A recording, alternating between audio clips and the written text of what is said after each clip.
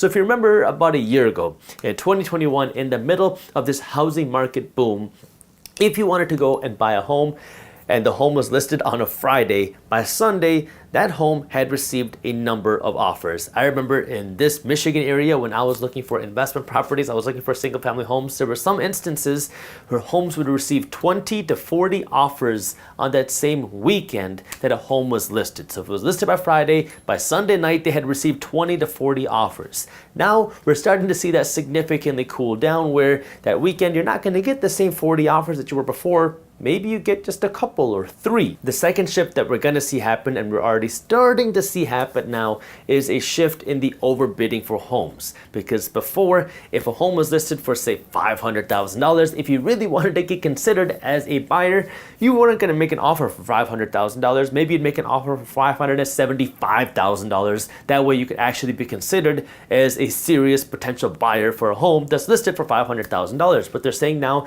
is today, instead of making an offer that's 75 grand over asking price, maybe you only make an offer that's 25 grand over asking price. Still a lot of money. I mean, you're paying over asking price, but nowhere near where we were before. The third thing that's going to happen is you're going to see that sellers who want to sell their home are going to be sitting on their homes for more time.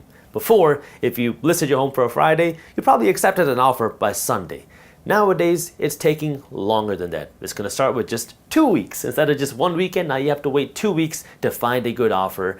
And so it's taking more and more time for people to find an offer that they actually like. So it's not the same housing market that we saw a year ago, where you list your home and within 3 days, you're in contract and people are buying homes without even seeing it, without inspecting it, because they just want to do whatever they can to get into a home. The way that some real estate people put it is that we're still in a very hot housing market, but it's just not going at 100 miles an hour that we were a few months ago or a year ago. So we're still going very fast, but just nowhere near as fast as we were before. If you're a buyer, this is very good news, because now if you're looking to buy a home, you're not competing with other buyers the same way that you were before. So you're not going to have to go through the same types of bidding wars that people who were buying a home 6 or 7 months ago were having to go through.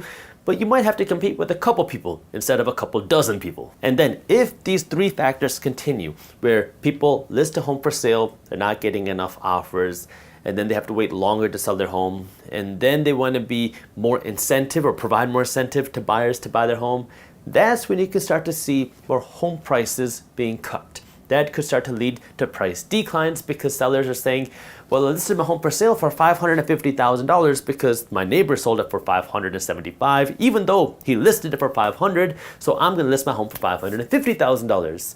And then you list your home and you're not getting the offers that you would like. Now people are saying, hey, I will buy your home for $525,000. And this could potentially lead to people cutting the prices of their homes because demand has gone down. But in addition to demand, you also have to look at supply, because right now we are still, to this day, facing a huge supply shortage where home builders can't build homes fast enough. People are still looking to buy homes, but it's becoming significantly more expensive. So it's this weird dilemma where even if I wanted to buy a home, I enter into a contract for someone to build a home, but then the home starts to get built and I say, well, that $500,000 home, it's going to cost me significantly more today than it was going to 6 months ago, because my mortgage now is significantly more expensive than what I thought it was going to be when I originally started building the home. So then people start to walk away. So you're seeing a really weird shift in the housing market where demand is really starting to go down, but the supply is still very low. It's really a matter of sticker shock, because if you've been shopping around for a home for a number of months now and you're looking for a $500,000 home,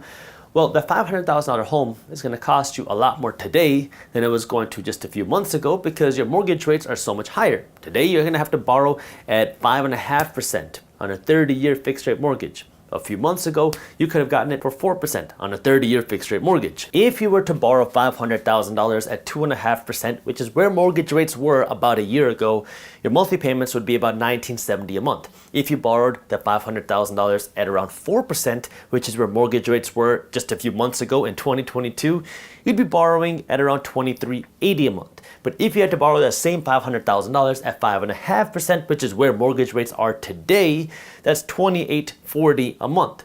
And on top of that, this $500,000, the amount of money that you'd borrow a year ago, would buy you a significantly bigger home than what $500,000 will buy you today. So the same dollars will buy you a smaller home, and it's going to cost you more today than it would a year ago. The same issue is the same reason why home builders were canceling contracts on home buyers when you were building a home back in 2021.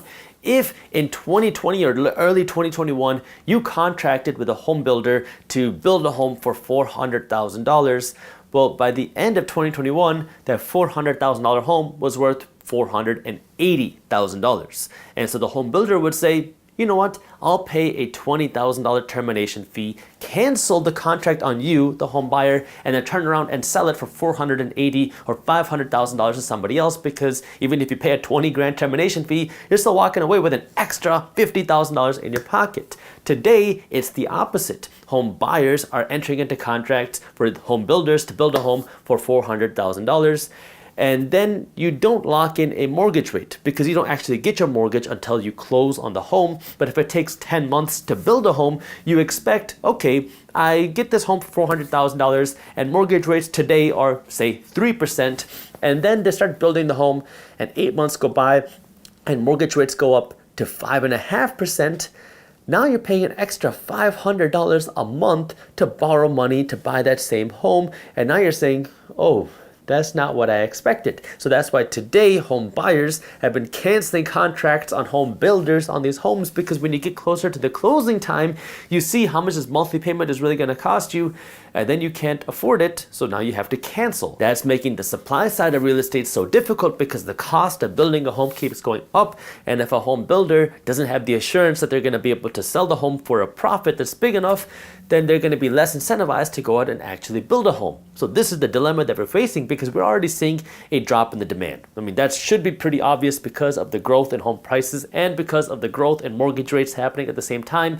But the supply shortage is keeping home prices high, and it's difficult for home builders to go out and actually build homes because they don't know if they're going to be able to sell the home for a big enough profit. Yes, home prices are going up, but if mortgage rates keep going up, will they be able to still sell the home for a profit 6 months from now or a year from now? If you enjoyed this short clip from my longer videos, here's another clip that I think you'll love. And while you're at it, if you're interested in learning more about how to start generating passive income, our team put together an amazing guide that goes over what passive income is, how to start generating passive income, and different passive income strategies. These are things that you can start doing even if you don't have a lot of money. So if you want to read this free guide on how to start generating passive income for free, all you got to do is click that button right over there.